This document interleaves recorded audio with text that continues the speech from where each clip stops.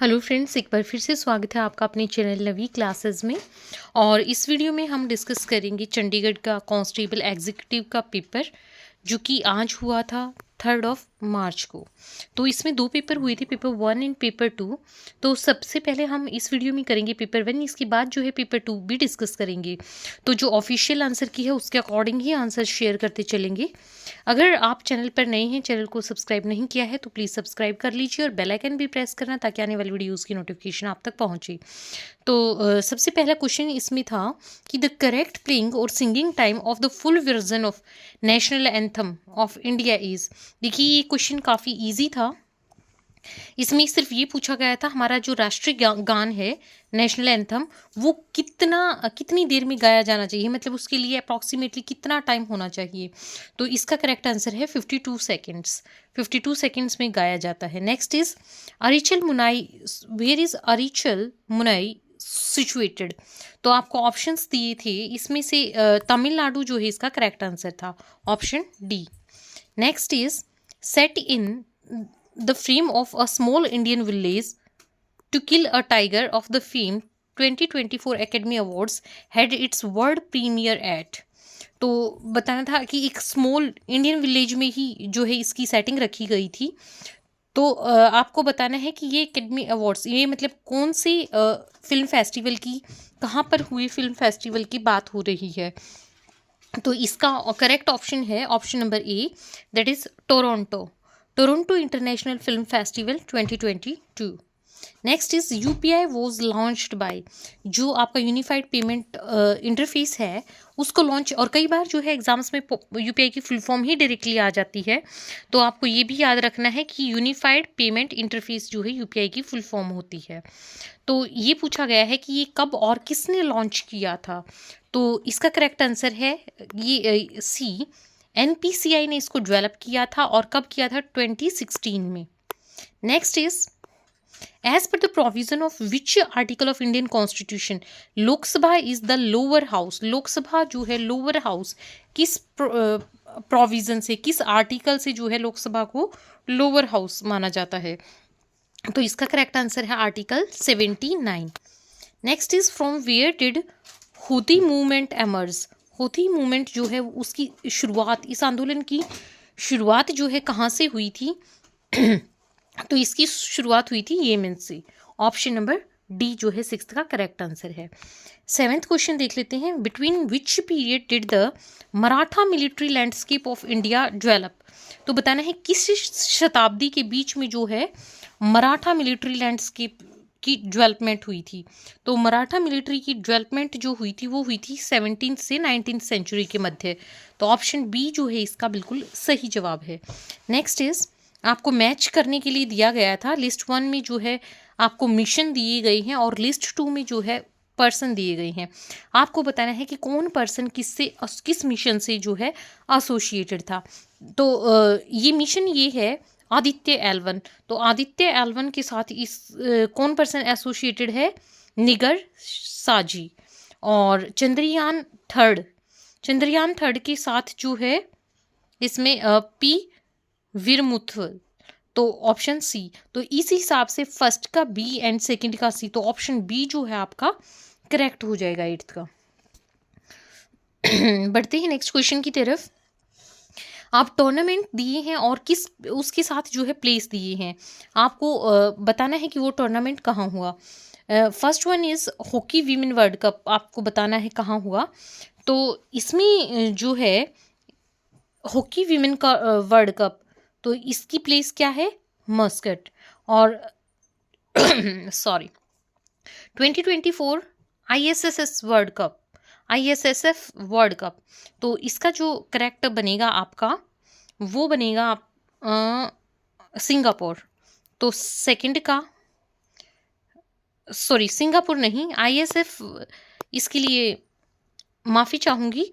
Hockey के लिए तो आपका मस्कट, और जो ये ऑप्शन दे रखा है इसके लिए ISSF वर्ल्ड कप 2024, तो ये इजिप्ट की राजधानी जो है कायरो, इसका आंसर होगा। तो ऑप्शन ए। तो इसका करेक्ट आंसर हो जाएगा ऑप्शन सी, जिसमें फर्स्ट का मैच जो है बी के साथ और सेकंड का मैच जो है ए के साथ है। आगे चलते हैं। ऐसे ही ऑप्शंस का एक और क्वेश्चन है, state with the earliest arrange. अच्छा, इसमें तो आपको क्रोनोलॉजिकल ऑर्डर में जो है लगाना है एम्बेसडर्स टू यूएसए को, कि सबसे पहले एम्बेसडर कौन थे अर्लीस्ट से शुरू करके, और जो है आपको आगे एडवांस की तरफ बढ़ना है।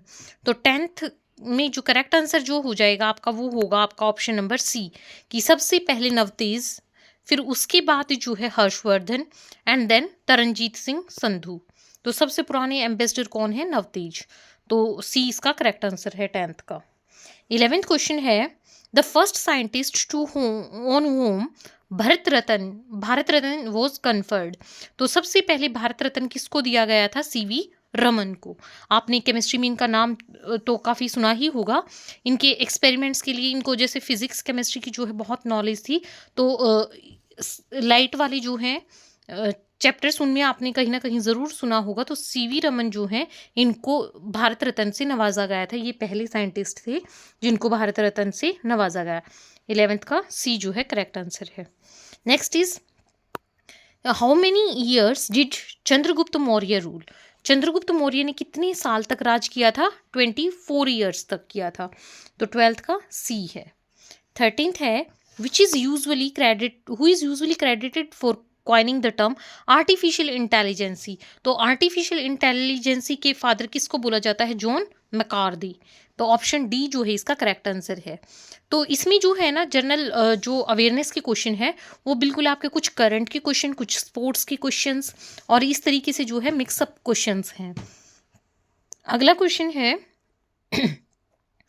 aimed at stopping its transmission at the sub-national level by 2027, for which disease a new treatment regimen has been decided recently। कि किस डिजीज के किस बीमारी को फैलने से रोकने के लिए जो है सब नेशनल लेवल पे ये आपको बताना है कि ट्रीटमेंट रेजिमेंट जो है डिसाइड हुआ है। तो इसका जो करेक्ट आंसर है वो है लेप्रोजी। लेप्रोजी जो है एम है कि इसको 2027 तक इरेडिकेट किया जाए। तो ऑप्शन 14th का क्या है? बी। 15th है, इसमें आपको दिया गया है कि where did Namibian cheetah Jwala recently give birth to 3 cubs. तो कौन सा पार्क है? पार्क का नाम आपको बताना है। तो आपने न्यूज़ में देखा होगा कि कूनो नेशनल पार्क जो है यहाँ पर जो है ज्वाला जो ये चीता है इसने 3 उन कब्स को बर्थ दिया। तो इसका ऑप्शन 15th का जो करेक्ट होगा वो है आपका D. Next is, with the entry of which country did NATO become a 31 member organisation. तो 31st मेंबर बताना है आपको कि कौन सा था जिससे जो वो 31 मेंबर ऑर्गेनाइजेशन बनी। तो मतलब लास्टली जो सबसे रिसेंटली जो है ऐड हुआ तो वो है कौन सी कंट्री? फिनलैंड। और फिनलैंड के आपको कैपिटल भी पता होनी चाहिए, हेलसिंकी। 16th का ए जो है करेक्ट आंसर है। Next is, which of the following statement is true. इसमें 4 स्टेटमेंट थी, मैं स्टेटमेंट्स को सारी नहीं पढ़ूंगी, सीधा मैं आंसर आपको बता देती हूँ कि इसमें से करेक्ट कौन सी स्टेटमेंट है। कि Haryana has 10 Lok Sabha seats and Punjab has 13 seats. ये स्टेटमेंट आपकी करेक्ट है 17th में। Next is, with which place is Sadhana forest typically associated. तो साधना फॉरेस्ट का संबंध जो है वो किस जगह से है? ऑरविल। ऑप्शन 1 ए ऑप्शन जो है इसका करेक्ट है। नेक्स्ट इस, प्लेयर को जो है ईयर ऑफ डेब्यू से उनके टेस्ट डेब्यू से मैच करना है 19th में। तो 19th का जो आपका करेक्ट आंसर है वो है आपका ए, कि फरोख इंजीनियर जो हैं उन्होंने उनकी टेस्ट की शुरुआत कब की थी? उन्होंने 1961 में, और रवि शास्त्री ने जो की थी 1981 में। तो ये थोड़ा सा कह सकते हैं कि टिपिकल क्वेश्चन था, क्योंकि करना भी 2 को था। तो इस तरीके से ऑप्शन भी आपको जो है लिस्ट में सेकंड में ज़्यादा दिए गए थे, तो इसको हल्का सा हम कह सकते हैं कि मुश्किल क्वेश्चन था। लेकिन जो क्रिकेट की नॉलेज रखते हैं उनके लिए ये क्वेश्चन ईजी है। नेक्स्ट इज, टनल को स्टेट से मैच करना है कि कौन सी टनल जो है वो किस स्टेट में है। तो पतल पानी जो है ये कहाँ है, मध्य प्रदेश में है। और सिलक्यारा जो है वो आपकी उत्तराखंड में है। तो इसका करेक्ट आंसर आपका हो जाएगा फर्स्ट का ए एंड सेकंड का C, that is option number B. 20th का बी जो है करेक्ट होगा। आगे बढ़ते हैं। सुप्रीम कोर्ट ऑफ इंडिया जो है कब एग्जिस्टेंस में आया? तो सुप्रीम कोर्ट कब बना था? जैन 1950। तो 21st का जो है बी करेक्ट आंसर है। नेक्स्ट देखते हैं। The revamped version of the regional language DD Podhigai is. तो रीजनल लैंग्वेज इसका जो रिवैम्प्ड वर्जन है वो कौन सा है? DD Tamil. Next is headquarter of CBRI, central building research institute के हेडक्वार्टर आपके कहाँ हैं? रुड़की में। तो ऑप्शन डी जो है 23rd का करेक्ट है। नेक्स्ट क्वेश्चन देखते हैं। The International Boxing Association rules allow the male and female boxers to fight in elite level competition. पर आपको बताना है कि सिर्फ किस एज तक जो है वो कर सकते हैं, तो till the age of 40 years. Next is 25th question. The Ratle hydro electric project is situated at. तो कहाँ पे है? जम्मू कश्मीर में। Ratle hydro electric project. Next is ULFA which was recently disbanded was formed in. अब तो चलो उसको डिसबैंड कर दिया गया, लेकिन फॉर्मेशन आपको बतानी है कि किस ईयर में हुई थी फॉर्मेशन। तो इसका करेक्ट आंसर है 1979। 26 का 1979 जो है ऑप्शन बी वो सही है। The Minicoy island is situated in. तो ये आपको बताना है। आप देखिए ज्योग्राफी के भी आपके मिक्स क्वेश्चन चल रहे हैं। हर ये अच्छे लेवल का जो कह सकते हैं, ठीक अच्छे लेवल का पेपर था। The Minicoy island is situated, आपको बताना है कि मिनिकॉय आइलैंड जो है ये कहाँ पर है। तो ये साउथ वेस्ट में है, कोची के साउथ वेस्ट में पड़ता है मिनिकॉय आइलैंड। 27th का option number D. 28th question की तरफ चलते हैं।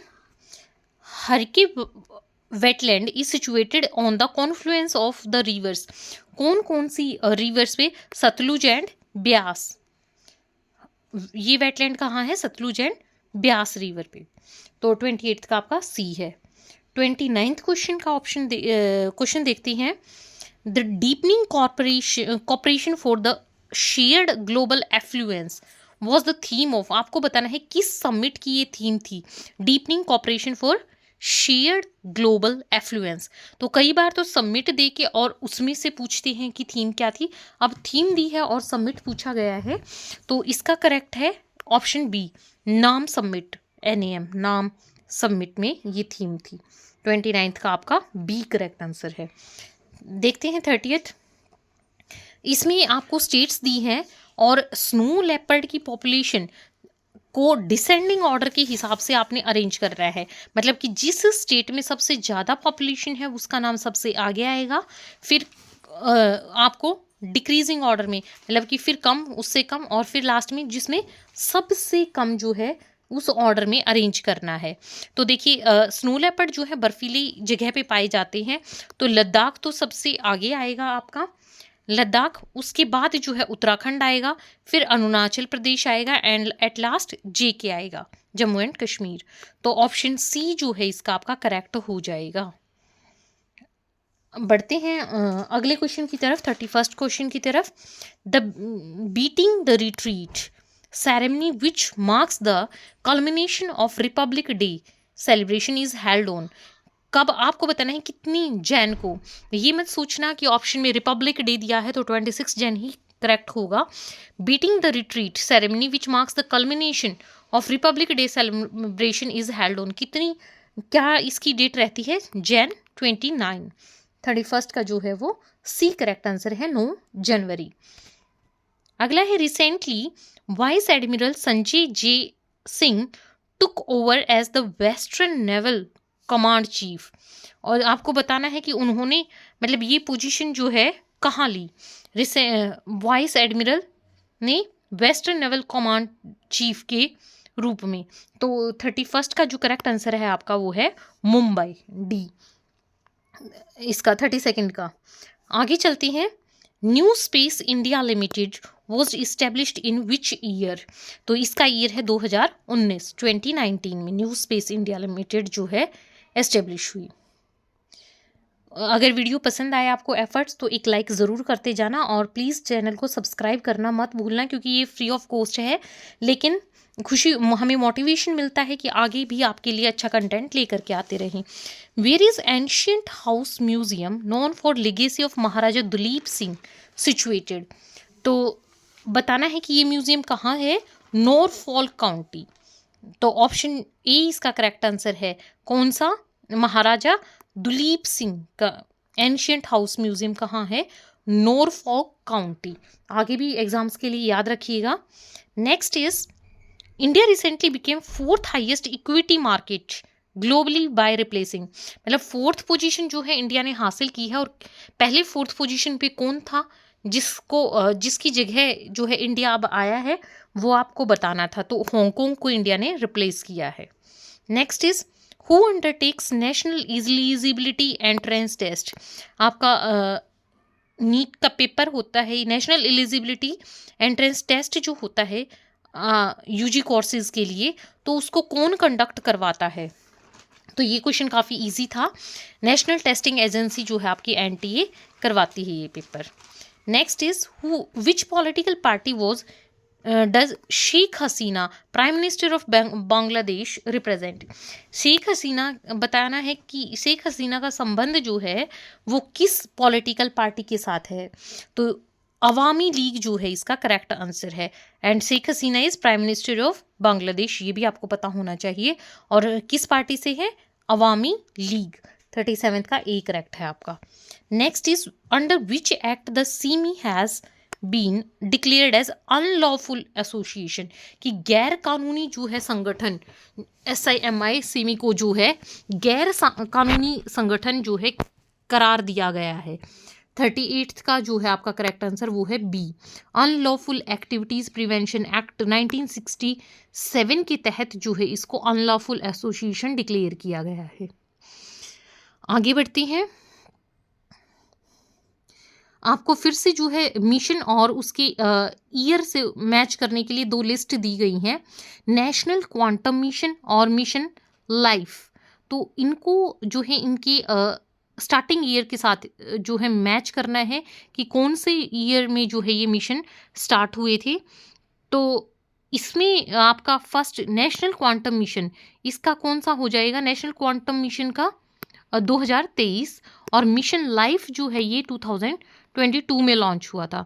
तो ऑप्शन सी आपका जो है 39th का बिल्कुल सही आंसर है। नेक्स्ट इज पर्सन को बताना है कि वो किस फील्ड से बिलोंग करते हैं। आपको जो है कुछ फेमस पर्सनैलिटीज़ के नाम दिए हैं और आपको उनके फील्ड के साथ उनको जो है मैच करना है। तो बेनो जेफिन ये डिप्लोमेट, करीमन जो है वो सिंगर है करीमन, और से सुवेई ये टेनिस के साथ इनका संबंध है। तो इसका सही आंसर जो हो जाएगा 40th का आपका ए ऑप्शन ही हो जाएगा। फिर आपकी जो है आगे ये क्वेश्चंस आपके रीजनिंग के स्टार्ट हो जाते हैं, अरिथमेटिक एंड आपका जो मेंटल एप्टीट्यूड है उसके क्वेश्चन जो है स्टार्ट हो जाते हैं। तो 101, फिर 103 आया है, 113 आया है। तो आपको ऐसे बताना था कि जैसे पहले जो है 2 का गैप है, फिर 10 का गैप है, 7 का गैप है, इस हिसाब से आप इनको सॉल्व कर लीजिएगा। मैं इनका ना सीधा आंसर बता देती हूँ आपको। 41st का जो है 115 आपका करेक्ट आंसर आएगा।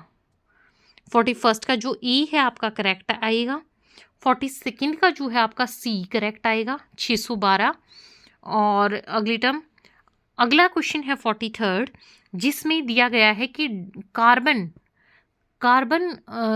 का संबंध जिस तरीके से डायमंड से है, मतलब डायमंड कार्बन का ही एक एलोट्रॉप है। तो इस तरीके से आपको बताना है कि कोरेंडम का किसके साथ होगा संबंध। तो इसका हो जाएगा रूबी। 43rd का जो है बी करेक्ट आंसर हो जाएगा आपका। 44th क्वेश्चन देखते हैं। इसमें भी आपको जो है इन लेटर्स को कोड करके बताया था कि लार्जेस्ट कोड जो है अभी इन लेटर्स में मतलब जो आपको दिए हुए हैं सबसे लार्जेस्ट कोड जो है कौन फ्रेम करेगा, तो इसका 44th का जो करेक्ट आंसर होगा वो होगा आपका शाई, SHY शाई। तो आगे चलते हैं। 44th का तो आपका क्या हो गया, C करेक्ट आंसर। 45th है, a total of 83 persons are standing in a queue, और आपको दिया गया है एक सिचुएशन दी गई है, फिर आपको बताया है कि एक्स जो है फ्रंट से ये है, इस फ्रंट से उसकी पोजीशन बताई है, बिहाइंड से वाई की बताई है ऐसे। तो अगर ज़्यादा कैंडिडेट्स की रिक्वेस्ट होगी तो ये हम क्वेश्चंस इनके सॉल्यूशंस भी आपको करवा देंगे, लेकिन अभी जो है 45th का सी करेक्ट आंसर है आपका। अगर आप पेपर दे के आए हैं तो मैच कर सकते हैं, 45th का C both x and Z जो है इसका करेक्ट आंसर होगा।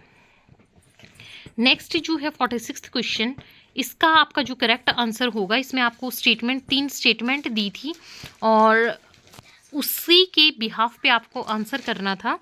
तो इसका करेक्ट आंसर जो है आपका वो है D, questions can not be answered even with all statements, कि जो स्टेटमेंट थी उन सभी के बिहाफ पे भी जो है जो ये क्वेश्चन दिए गए हैं, क्वेश्चन 1 और 2, इनका सही आंसर जो है नहीं दिया जा सकता, मतलब इन्फॉर्मेशन जो है वो कंप्लीट नहीं है। 46th का डी। फिर आपको एक अरेंजमेंट दिया गया था, सीटिंग अरेंजमेंट जो है आपको स्ट्रेट लाइन में करना था और उसके अकॉर्डिंग जो है आंसर्स देने थे इसके। तो हु अमंग द, इसमें आपको जो है आपने कर लिया होगा ये अरेंजमेंट जो इन्फॉर्मेशन दी थी उसके आधार पर। तो 47th का जो है आपका डी करेक्ट आंसर आएगा, क्यू। 48th का जो है आपका ए करेक्ट आंसर आएगा, ग्रीन। एंड 49th का जो है आपका आंसर आएगा एस, यानी कि ऑप्शन नंबर बी। और 50th क्वेश्चन में था आपका for its project and office invited tender, ये इसी तरीके से जो है आपको इसमें भी कुछ इनके आधार पर जो इन्फॉर्मेशन दी हुई है इसके आधार पर जो है आपको बताना था कि how many companies had given tenders for at least 2 projects, मतलब कम से कम 2 प्रोजेक्ट। तो इसका करेक्ट आंसर था आपका 25। Next is which of the following, आपको बताना है कि इसका आंसर जो है अगर 0 आए तो उसके हिसाब से आप किस साइन को किस में चेंज करेंगी। तो जैसे मतलब इनको रिप्लेस करना था आपने कि मल्टीप्लाई की जगह आप क्या लगाएंगे, प्लस की जगह क्या लगाएंगे।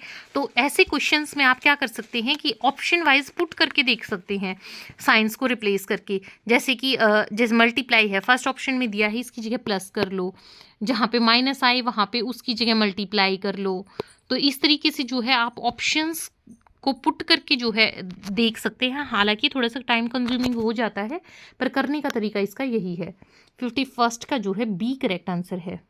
52nd में parents have M number of children, average age दी हुई है father mother and M children की, फादर की एज दे दी है, मतलब एज पे और एवरेज पे ये क्वेश्चन था। तो इसमें जो है 56th में आपका करेक्ट आंसर जो आना था वो था 6, यानी कि बी। 52nd का बी जो है करेक्ट आंसर है। 53rd is at what time between 5 and 6 hands of clock जो है कोइंसिडेंट होते हैं, मतलब कि सेम प्लेस पे होते हैं क्लॉक के हैंड। तो आपको टाइम दिए हुए थे 5 और 6 के बीच आपको बताना था, तो ये आपका डी जो है करेक्ट आंसर है। इसमें इतने मिनट्स बाद 27 सही 3/11 मिनट के बाद, इसको आप इम्प्रॉपर फ्रैक्शन में कन्वर्ट कर सकते हैं और चेक कर सकते हैं। नेक्स्ट इज 54th, इसका आंसर जो आना था आपको डायरेक्शन वाला क्वेश्चन था। तो इसमें जैसे वेस्ट ईस्ट नॉर्थ साउथ इस तरीके से आप जो है एक डायग्राम के रूप में इसको जो भी डेटा दिया था उसको इंटरप्रेट करके और फिर इसका आंसर निकाल सकते थे। ए करेक्ट आंसर है 54th का।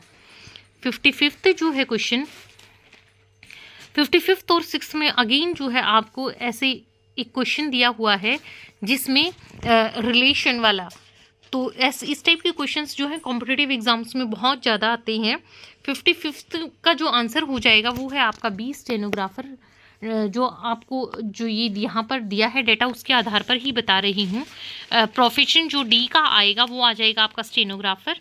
And which of the following is और आर कपल, इसमें से बताना है कपल कौन है। तो 56th का जो है C, both AD and BC are couples. तो ये करेक्ट आंसर हो जाएगा आपका 56 का C. Next is 91 small cubes के, और वो बताना था आपको कि मतलब हर टाइप को इन्होंने इंक्लूड किया है। बहुत अच्छी चीज़ ये है कि वैरायटी बहुत है पेपर में देखने को मिली।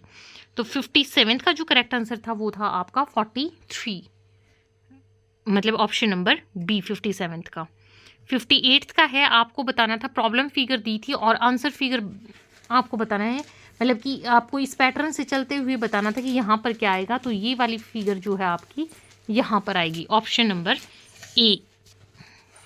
फिर से आपको दिया हुआ था एम्प्लॉयज़ का के बारे में दिया हुआ था, फिर आपको बताना था कि इसमें कि किस तरीके से वो जो है आप डायग्राम बना करके, और फिर आपको बताना था कि किस तरीके से वो अलाइक हैं, मतलब सिमिलर हैं और ग्रुप बनाते हैं, और which of the following does not belong to that group, इस ग्रुप से कौन बिलोंग नहीं करता। तो G does not belong to this group.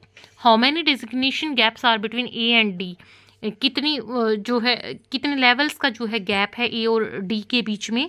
तो ये 3 आंसर आपका आना था सी, ऑप्शन नंबर सी 3। एच से कितने पर्सन्स जो हैं वो जूनियर हैं, तो ओनली 1 पर्सन, 61 का ए। इसमें आपको ट्रायंगल और स्क्वायर जो है इस फिगर से काउंट करके बताने थे कि टोटल कितने आप कर लीजिएगा, कितने ट्रायंगल और कितने स्क्वायर जो हैं इन टोटल बने आपके। तो 26 ट्रायंगल और आपके 6 स्क्वायर्स इसमें बनेंगे। अगला है फिर आपको स्टेटमेंट्स और कंक्लूजन वाले क्वेश्चन थे। तो इसमें फर्स्ट स्टेटमेंट है कि नो मार्केट इज़ होम, कोई भी मार्केट होम नहीं है। तो इसमें आप क्या कर सकते हैं कि ऐसे साथ साथ जो है फिगर बनाते जाएं कि जैसे नो मार्केट इज़ होम, मान लो ये मार्केट है पर कोई भी मार्केट होम नहीं है, तो होम अलग चीज़ है। Only few home are room, कि सारे तो नहीं लेकिन कुछ होम जो है वो क्या है, रूम है। Only few room is once, इस ये हो गया। तो कंक्लूजन क्या है, सम होम आर वंस। तो इसमें आपको बताना था कि कौन सा कंक्लूजन जो है ये फॉलो करता है 63rd में। तो इसका आंसर आपका हो जाएगा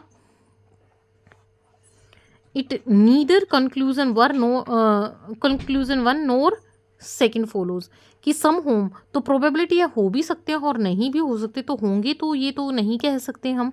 सम market can never be room, some market can never be room, लेकिन इसने तो ऐसा बोला भी नहीं था, हो सकता था। देखो ये तो बोला था कि कोई भी मार्केट होम नहीं है, लेकिन सारे रूम तो होम नहीं है, तो हो सकता है कोई रूम जो है वो मार्केट भी हो।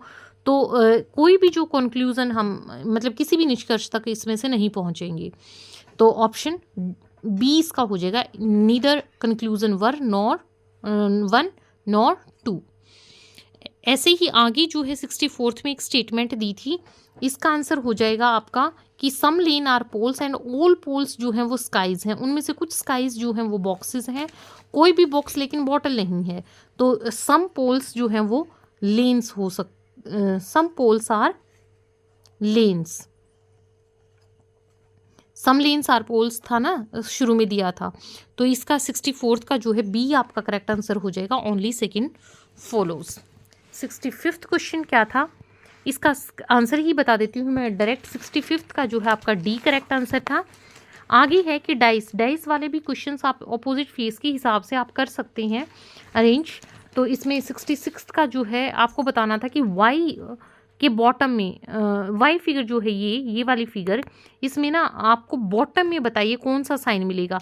तो जो दिख रहे हैं वो 3 तो साइन आपको मिलेंगे नहीं, ये जो अब आपको इनके आधार पर बताना था कि कौन सा सिंबल जो है इसके बैक साइड होगा। तो ये हो जाएगा, इसके नीचे आएगा जो जैसे बिल्कुल इसके बॉटम पे वो आएगा सर्कल एक, 66 का सी। परसुएड दिया है आपको एक word, each of which has how many letters in the word as they have between, कि कितने ऐसे पेयर हैं जिसमें मतलब जहाँ यहाँ पर भी और इंग्लिश में लेटर्स में भी उतना ही गैप आपका है। तो इसमें जो है मोर देन 4 जो है ऐसे पेयर हैं आपके, जैसे पी क्यू आर, यहाँ पे भी एक का गैप है पी और आर के बीच में भी, और इंग्लिश में भी इतना ही होता है। जैसे और कोई ले लीजिए आप, जैसे इसमें आर और एस, तो अगेन आपका एक का ही है। तो ऐसे बताने थे कि आपको कि कितने पेयर ऐसे बने आपके QRS, ठीक, तो जिनमें उतना ही गैप यहाँ पर है, तो मोर देन 4 जो है इसका 67 का डी आना था। करके देख लेना एक बार।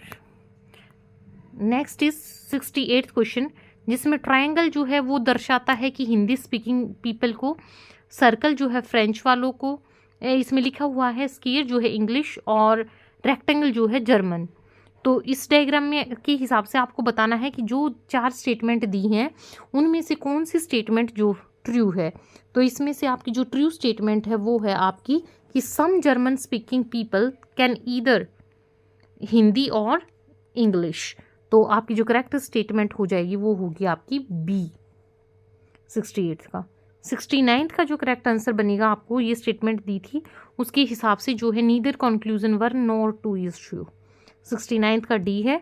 70th में बताना था कि आपको यहाँ पे क्या आएगा, तो इसमें आपको लॉजिक लगा के देखना था कि जो यहाँ पे कौन सा नंबर जो है आपका आएगा। तो इसमें आपका आ जाएगा यहाँ पर 11। नेक्स्ट इस पाई चार्ट दिया था और उसके बेसिस पे ही आपसे जो है क्वेश्चंस पूछे गए थे। तो 71st में जो है 71st का जो है सी आपका 54 डिग्री लॉयलिटी पे पूछा था आपको। तो आपको देखिए पाई चार्ट में जो है टोटल एंगल, कंप्लीट एंगल कितना होता है 360 डिग्री का, उसके हिसाब से आपको जो है ये कैलकुलेट करने थे सारे। तो लॉयलिटी का कितना हो जाएगा सेंट्रल एंगल 54 डिग्री। 71st का जो है आपका सी करेक्ट आंसर होगा। नेक्स्ट इज आपको अब की बार फिर से जो है पाई चार्ट दिए हैं और इसमें आपको बताना है, रेशियो बतानी थी number of girls enrolled in swimming to the number of boys. तो इसमें जो है 2 आपको अलग अलग पाई चार्ट दिए थे और इनमें से आपको बताना था, एक में तो percentage of students enrolled in different है, यहाँ पे जो है सिर्फ गर्ल्स का दिया था। तो उसके हिसाब से टोटल स्टूडेंट में से गर्ल्स माइनस करोगे तो बॉयज़ बच जाएंगे। तो 72 का जो है डी आपका करेक्ट आंसर आएगा। 49:47। In a series of 10 observations algebraic sum of deviation from 15 is -7। तो आपको मीन बताना था कितना होगा, तो मीन आ जाएगा इसमें 14.3। नेक्स्ट इज ऑब्जर्व इफ एक ऑब्जर्वेशन जो है आपकी डेटा सेट की वो नेगेटिव है, तो आपका जो मीन आएगा वो कैसा आएगा, 0 आ जाएगा। 0 नहीं आएगा, इनडेटर्मिनेट, मतलब कह नहीं सकते कि हो सकता है बड़ी वैल्यू है या छोटी वैल्यू है माइनस की, तो वो उस पर डिपेंड करेगा। तो आपका ऑप्शन डी जो है इसका करेक्ट हो जाएगा। 75th जो है कि 13 स्टूडेंट्स का एक बैच था, 4 students out of that field. Marks of successful candidates आपको दिए हैं, तो मीडियन आपको निकालना है। तो 10th क्लास में जो है आपने ये इस टाइप के क्वेश्चंस किए होंगे। 75th का जो डी आ जाएगा आपका correct answer 38। Mean mode median की जो क्वेश्चन है ये 10th स्टैंडर्ड की हैं आपके। 75th का डी। 76th है probability of guessing correctly at least 4 of 6 answer is on a true false exam is. देखो कि आपको बताना था कि 6 अगर आंसर्स हैं, प्रोबेबिलिटी बताओ कि एटलीस्ट 4 जो हैं उसमें से करेक्ट होंगे, उसकी प्रोबेबिलिटी बतानी थी आपको। तो वो कितनी हो जाएगी, 11/32। ये आपका 12th स्टैंडर्ड के हिसाब से जो है प्रोबेबिलिटी जो है उसका क्वेश्चन है ये। 76 का आपका डी आएगा। 77th का आंसर 41 हो जाएगा। आप देख लेना, आपको दिया हुआ है एवरेज वेट जो है 12 स्टूडेंट का और क्लास के टीचर का है। अगर टीचर को ना कंसीडर किया जाए तो एवरेज वेट जो है इतना घट जाता है। तो वेट बताओ टीचर का कितना था। तो दोनों बार के लिए इक्वेशन बना करके और दूसरी बार वाले में जब टीचर इंक्लूडेड नहीं है वो वाला माइनस कर लेना। नेक्स्ट इज 77th का तो हो गया आपका सी, 41 आएगा इसका आंसर। 78th जो है इसमें आपको रेशियो दी हुई थी, आर्टिकल के प्राइसेस दिए हुए थे। आपको बताना था find the total percentage increase, तो टोटल करके बताना था, टोटल परसेंटेज इंक्रीज बताना था। तो इसका 28 सही 1/8 जो है आपका करेक्ट आंसर आएगा, निकाल के देख लेना। 79th जो है 2 वेसल्स दिए हैं आपको, और रेशो दी हुई है वाइन और वाटर की रेशो क्या है, उसमें नया मिक्सचर बनाएंगे containing wine and water in the ratio 9:4। तो बताओ कि किस रेशो में जो है आप इनको मिक्स करेंगे। तो 79th का जो है आपका 7:2 रेशो करेक्ट आंसर आएगा। 80th क्वेश्चन जो है जिसमें ए और B, A B C together start a business, B ने इतना इन्वेस्ट किया, A while investment of A and C is equal, annual profit जो है, तो बताओ, तो पहले तो सबकी जो है आप इन्वेस्टमेंट के हिसाब से निकाल लेंगे किसका कितना प्रॉफिट होगा, फिर बी के प्रॉफिट में से बी और सी के प्रॉफिट में आपको जो है डिफरेंस बताना है कि कितना होगा, difference between the find the difference between profits of B and C.